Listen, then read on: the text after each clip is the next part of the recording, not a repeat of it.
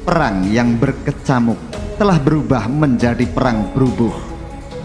Ikatan gelar perang di Radameta mulai kehilangan bentuk dan pecah menjadi ikatan-ikatan kecil yang masing-masing dipimpin oleh senopati atau prajurit berpangkat bekel. Sebaliknya, pasukan Jalapati makin menguasai medan pertempuran dengan gelar perang Supit Urang. Dengan cekatan, segenap prajuritnya memberi tekanan. Keparat! Umpat Pujut Luntar yang kecewa. Mana Rakuti? Mana Rakuti? Kebetulan jarak antara Pujut Luntar dengan Temenggung Banyak Sora makin dekat. Banyak Sora tertawa mendengar teriakan Pujut Luntar yang kalang kabut itu. Apa yang kau cari, Pujut Luntar? Temenggung Banyak Sora berteriak dari kejauhan.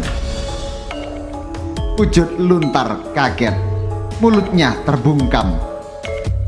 Dari perang yang tengah berkecamuk, seseorang melangkah mendekat. Dada Pujut Luntar berdesir.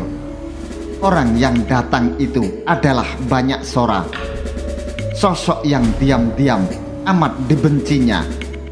Keduanya berhadapan. Apa kabar, Pujut Luntar? Sapa Banyak Sora.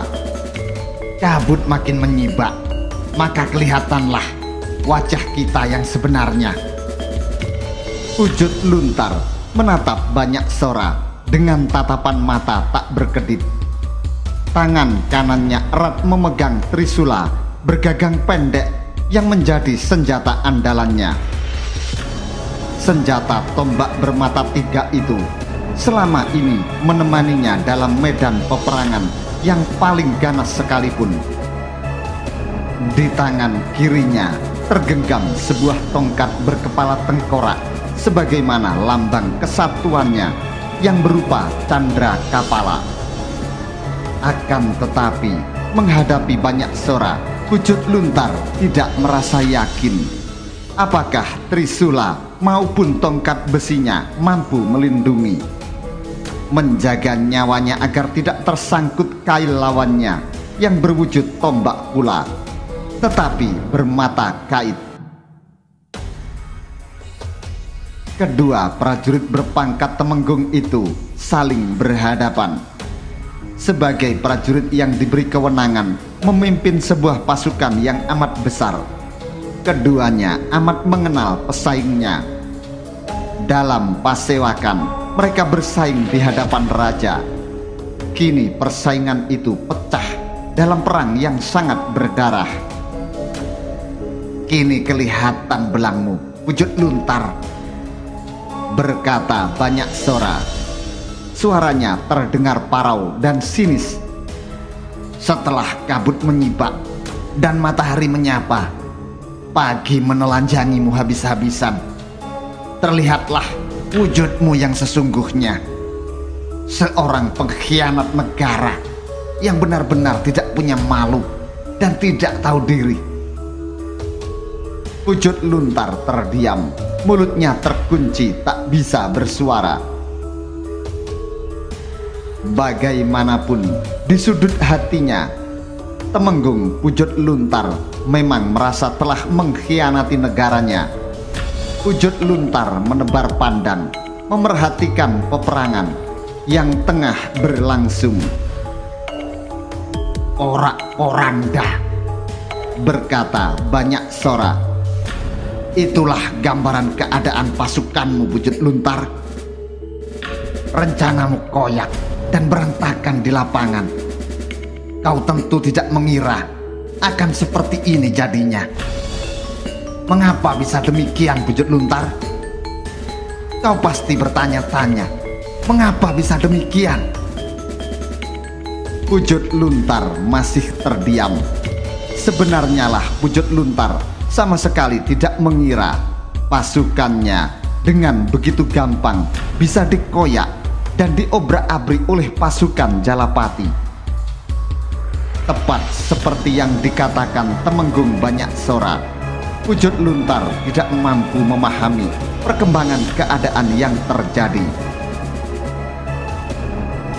Jawabannya ada di pasukan Bayangkara. Kau mengira semua rencanamu berjalan tanpa cacat. Kau mengira semua akan berlangsung tanpa hambatan. Satu hal tidak kau bayangkan, bahwa sepak terjangmu melakukan persengkongkolan dengan Rakuti selalu diawasi oleh Bayangkara. Perang yang sedang kau hadapi saat ini adalah buahnya. Keparat! Wujud Luntar mengumpat kasar. Banyak Sora menertawakannya. Menyerahlah! Banyak Sora menekan. Wujud Luntar merasakan dadanya berdesir. Apa yang diucapkan Banyak Sora benar-benar menyentuh perasaannya, menjamah harga dirinya. Apa? Balas Wujud Luntar. Suaranya bergetar. Banyak Sora memandang Wujud Luntar dengan tatapan mata nyaris tak berkedip. Tombak bermata kaitnya diputar seputaran. Perang ini akan meminta banyak korban, berkata Banyak Sora. Akan banyak janda meratapi suaminya. Akan banyak anak menangisi bapaknya. Akan ada hujan tangis di negeri Wilwatikta ini. Kau bisa mencegah semuanya itu. Kau tinggal meneriakkan perintah untuk menghentikan peperangan dan menyerah. Gila! Wujud Luntar mengumpat kasar. Kau mengira aku laki-laki pengecut yang akan melarikan diri? Banyak Sora terus memandang langsung ke jantung mata lawannya. Kau tidak sadar sedang dijerumuskan oleh Rakuti? Mana Rakrian Kuti yang telah membujukmu itu? Kau pasang gelar di Radameta, tetapi Rakuti dan para Winesuka yang lain tidak berani menempati gading gajah yang kau bentuk. Ia berada di ekor paling belakang. Tidak kau sadarikah semua itu Wujud Luntar? Tadi kau berteriak-teriak, mana Rakuti? Mana Rakuti? Aku dengar Rakuti menjanjikan akan memberikan kedudukan Mahapatih kepadamu bila tindakan makar itu berhasil. Namun harga yang kau berikan mahal sekali. Seharusnya bukan kedudukan Mahapatih yang kau peroleh lewat tindakanmu yang sangat berani itu. Mahapatih terlampau kecil karena mestinya kau menjadi raja. Jika kau menjadi raja, kau akan dipanggil Sang Prabu Wujud Luntar. Gagah dan sangar sekali. Cukup! Bentak Wujud Luntar. Olok-olok itu sangat menyakiti perasaannya. Menyerahlah! Desak Banyak Sora. Aku akan memintakan ampunan untukmu. Kujamin pula keselamatan keluargamu. Wujud Luntar benar-benar menggigil. Amarahnya tak tertahan lagi. Aku tidak pernah ragu melangkah. Aku telah menghitung semua kemungkinan akibat yang akan kuhadapi. Teriak Wujud Luntar. Kalau begitu, berkata Banyak Sora, betapa malangnya nasibmu. Kelak sejarah bakal mencatat kau mati dalam perang ini bukan sebagai seorang temenggung yang gugur dalam bela negara, tetapi mati sebagai prajurit yang berbuat hina, mengkhianati negaranya sendiri. Merah padam wajah Wujud Luntar.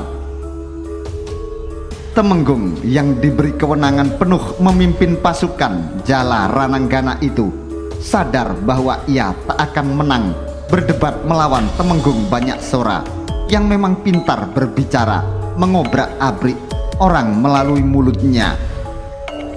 Wujud Luntar memutar tombak trisulanya yang bergagang pendek dan dipindahkannya bertukar tempat dengan tongkat besi berkepala tengkorak manusia.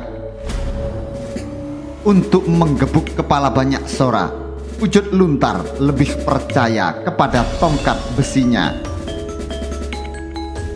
Dua gajah itu pun bertarung. Para prajurit yang bertempur makin riuh menyibak, memberikan ruang yang lapang untuk mereka yang akan berlaga mengukur tingginya ilmu kanuragan itu. Didahului dengan teriakan keras, Pujut Luntar meloncat. Tombak trisulanya mengayun, mendatar, menyapu dari arah samping. Ayunan tombak itu segera menggeliat dengan tiba-tiba dan berubah arah menyambar kepala. Temenggung banyak sora bukan bocah kemarin sore yang segera kebingungan menghadapi keadaan seperti itu. Dengan perhitungan yang cermat, banyak sora merendahkan tubuh dan balas menyapu dengan mengayunkan tombak berkait yang menjadi andalannya.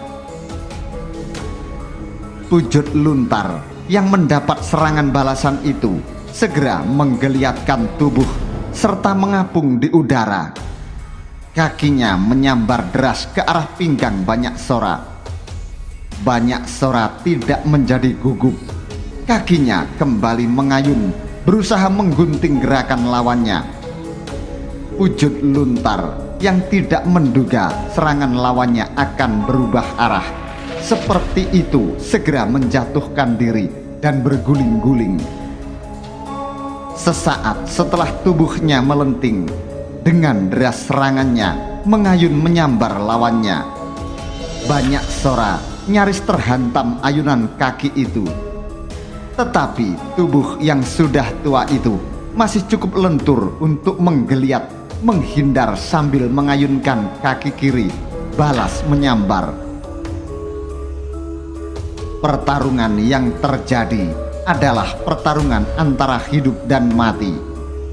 Pertarungan antara Pujut Luntar dan banyak sora itu seolah menjadi gambaran persaingan yang terjadi antara pasukan Jala Rananggana dan pasukan Jalapati. Lebih dari itu, Temenggung Pujut Luntar dan banyak sora dikenal sebagai temenggung yang pilih tanding, sehingga pertarungan itu pun menjadi pertarungan yang menarik. Para prajurit kedua belah pihak masih ada yang menyempatkan ingin mengetahui apa yang terjadi. Di sisi lain, perang dua gelar itu makin menggila. Pasukan Jalapati menekan pasukan Jala Rananggana makin kuat. Ternyata kesalahan dalam pembukaan awal saat pertempuran dahsyat itu dimulai harus dibayar mahal, karena menyebabkan pasukan Jala Rananggana kocar kacir, tak berhasil menyatu dalam kesatuan gelar. Bahkan wujud perang yang mereka lakukan jauh lebih parah dari gelar Pasir Wutah atau Gelatik Nebo sekalipun. Bila pasukan Jalapati dan gelar Supet Urang mampu menyatu secara utuh, pasukan Jala Rananggana telah bertempur sendiri-sendiri tanpa bisa dikendalikan lagi. Dalam pada itu, Rakuti cemas. Rakuti melihat dan mendapat laporan bahwa Temenggung Pujut Luntar telah terikat pertarungan langsung melawan Temenggung banyak sora, menyebabkan Pujut Luntar tidak mendapat kesempatan untuk mengatur pasukannya yang makin tertekan. Keparat, desis Rakuti. Gara-gara telik Sandi Bayangkara, kita dibuat kalang kabut seperti ini. Rakrian Yuyu yang pendiam dan tak banyak berbicara akhirnya mendekat. Arah dari perang yang berlangsung bisa kita tebak, Rakuti. Belum apa-apa kita akan hancur, dan Jayanegara tentu tidak akan membiarkan perbuatan kita. Kita akan diburu-buru seperti babi hutan Semua yang kau rancang berantakan di sini. Sungguh memalukan. Dalam keadaan wajar, perang antara dua pasukan yang sama besar dan sama kuatnya akan berlangsung dalam waktu lama. Ini, lihatlah, bahkan matahari belum memanjat tinggi. Pasukan pendukungmu telah dibuat berantakan oleh pasukan Jalapati, kata Rayuyu. Rakuti menatap lekat Yuyu. Kau salah. Masih ada pasukan Jalayuda yang belum melibatkan diri dalam perang ini. Para Rakrian Winesuka yang lain saling pandang. Kalian tetap berada di sini dan mulailah menerjunkan diri ke dalam medan peperangan. Aku akan pergi menemui pimpinan pasukan Jalayuda. Tanpa banyak bicara, Rakrian Kuti meninggalkan saudara-saudaranya yang lain yang juga para Winesuka. Perbuatan Rakrian Kuti itu memancing rasa curiga. Rayuyu, Rabanya, Rapangsa, Rawedeng, serta Ratanca tidak bisa menyembunyikan prasangkanya, justru karena mereka sangat mengenal siapa Rakuti yang sanggup melakukan tindakan paling licik dan tidak terduga sekalipun. Benarkah apa yang ia ucapkan tadi? Bertanya Rapangsa. Bagaimana kalau Rakuti menyadari semua rencananya telah berantakan dan bermaksud melarikan diri? Rasa curiga itu makin subur. Prasangka dalam hati kian marak.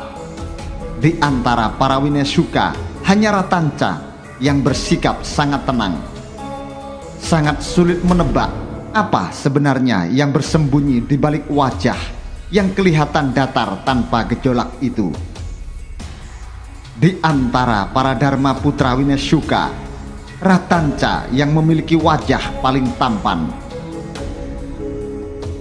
Dalam pada itu, pagi mulai merambat. Matahari yang menyembul dan memanjat naik telah memorak-porandakan kabut tebal yang semula turun, mengusirnya entah kemana. Berita tentang perang yang terjadi itu bagaikan angin berembus kemana-mana. Semua orang menyikapi apa yang terjadi dengan perasaan yang tegang tidak menentu. Jalanan menjadi sepi, tetapi banyak pula orang yang menggerombol membicarakan perkembangan yang terjadi itu. Wajah-wajah cemas, wajah-wajah yang gelisah mencoba mencari jawab apa sebenarnya di balik perang yang tiba-tiba pecah. Semua berita simpang siur, semua menebak-nebak. Kecemasan timbul karena penduduk kota raja sadar sepenuhnya perang yang tidak terduga itu akan menimbulkan akibat berantai yang pada ujungnya akan mengimbas kepada mereka. Orang-orang yang sebenarnya tidak tahu apa-apa. Perang biasanya menyebabkan tatanan menjadi rusak. Perampokan, penjarahan, bahkan pemerkosaan akan dilakukan orang tanpa rasa takut kepada siapapun. Ternyata benar, ada pihak yang mencoba mengail di air keruh, mengobok-obok banyu bening. Tak tahu siapa pelakunya. Tiba-tiba asap mengepul dari arah utara Kedaton. Kecemasan makin menyeruak, manakala asap itu telah berubah menjadi api yang membumbung tinggi. Pasar Jati Pasar yang tidak jauh dari lapangan Bubat dibakar. Sekelompok orang tiba-tiba menjadi beringas. Dengan berteriak-teriak, mereka melemparkan api ke rumah seorang penduduk. Dengan ganas, api yang dilemparkan itu menyantap atap rumah yang terbuat dari rumbia. Pemilik rumah melolong melihat tempat tinggalnya dijilat api.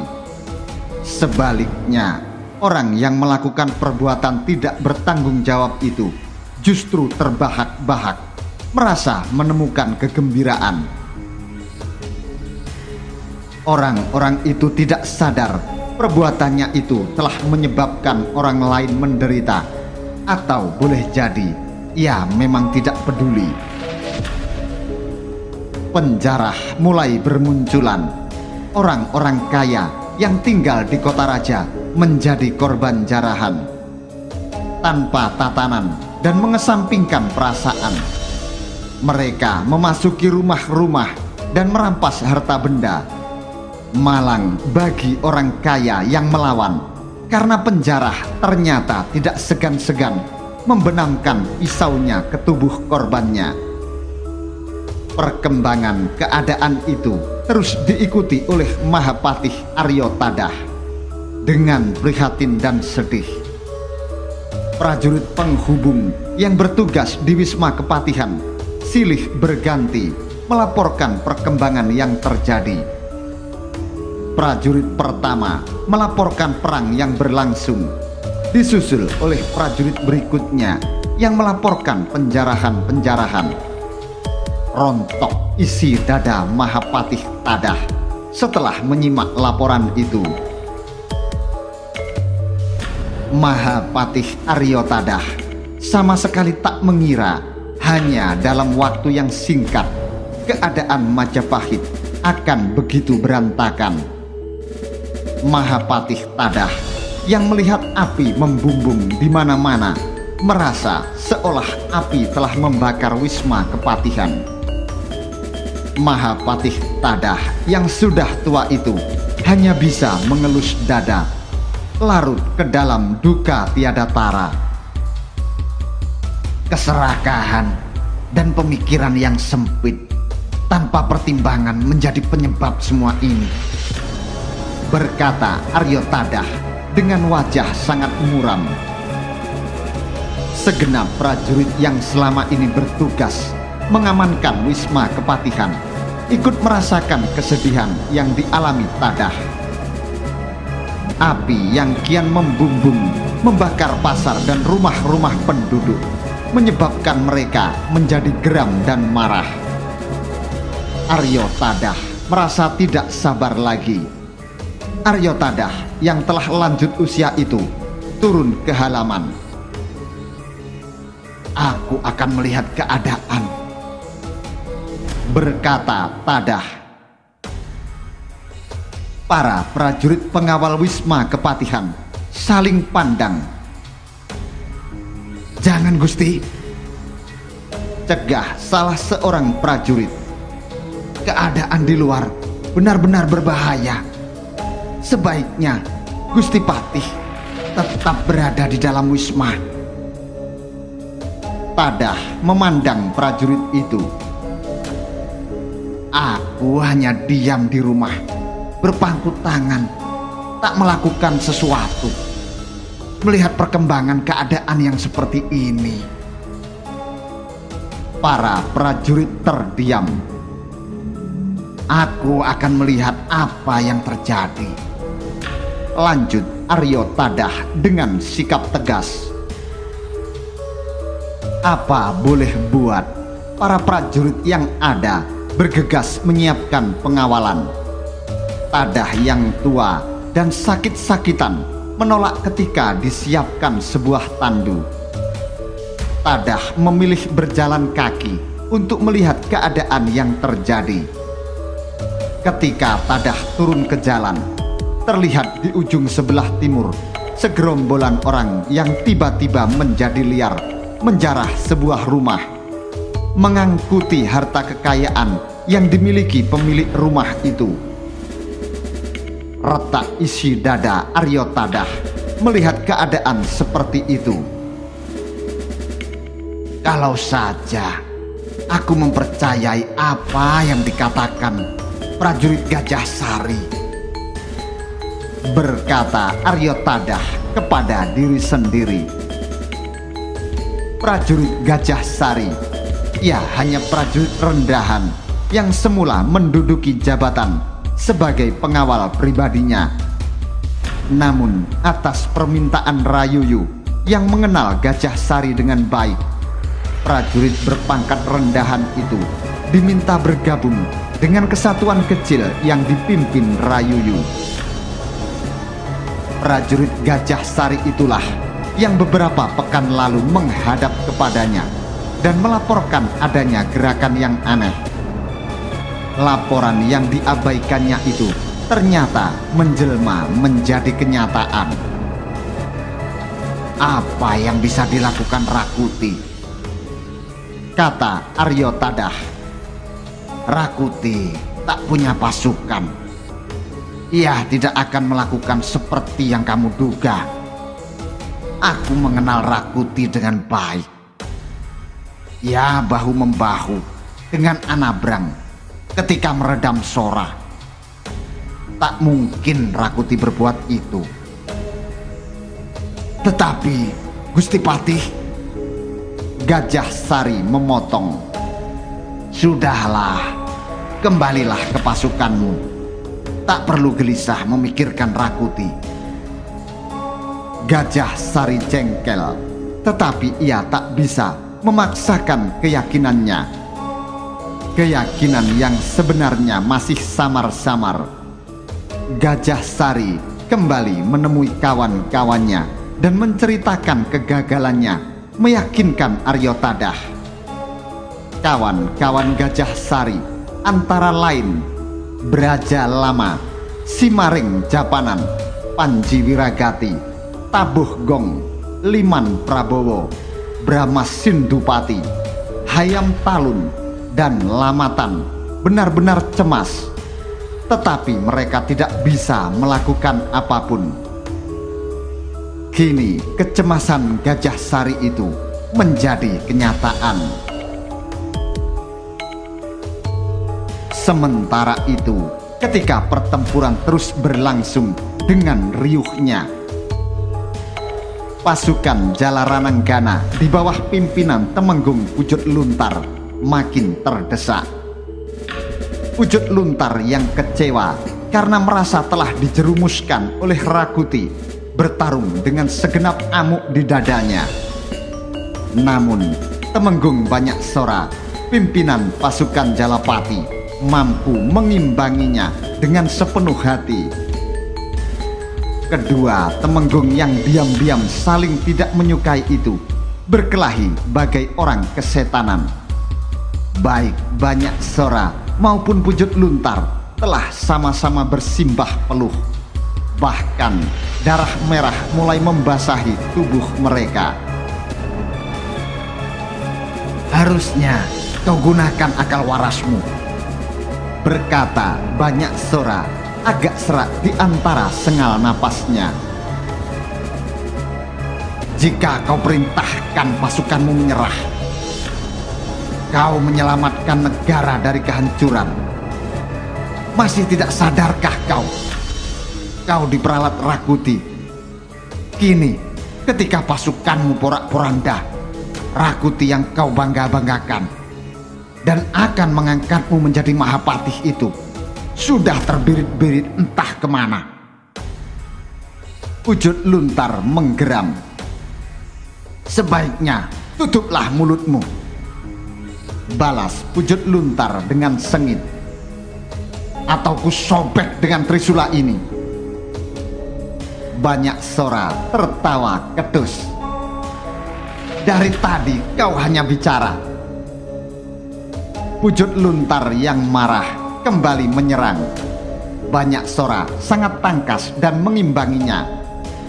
Kedua Temenggung itu kembali mengukur tingginya ilmu yang mereka miliki, diiringi jerit kemarahan, jerit kesakitan, teriakan sekarat, dan suara bende Kiai Samudro yang terus membakar semangat.